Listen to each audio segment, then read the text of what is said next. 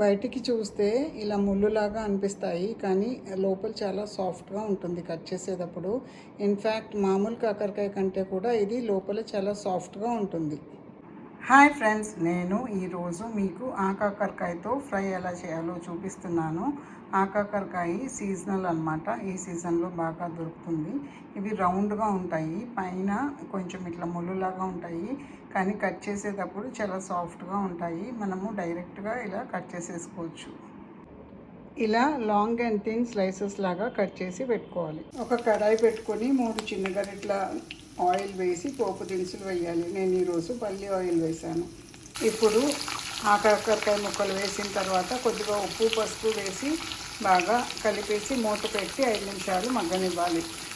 5 నిమిషాల్లో సగం మగ్గిపోయాయి, ఇంకా 5 మినిట్స్ పడుతుంది. మొత్తం మగ్గిన తర్వాత జస్ట్ కొంచెం కారము ధనియాల పొడి వేసి డిష్ అవుట్ చేయడమే. ఇప్పుడు కొద్దిగా కారము ధనియాల పొడి వేసి 2 మినిట్స్ ఫ్రై చేసి డిష్ అవుట్ చేయడమే. ఈ ఫ్రై రసమన్నంలో కానీ పప్పుచారు అన్నంలో కానీ చాలా బాగుంటుంది. ట్రై చేయండి ఫ్రెండ్స్. ఇది మామూలు కాకరకాయ లాగా చేదుగా ఉండదు, కమ్మగా ఉంటుంది. ట్రై చేయండి ఫ్రెండ్స్.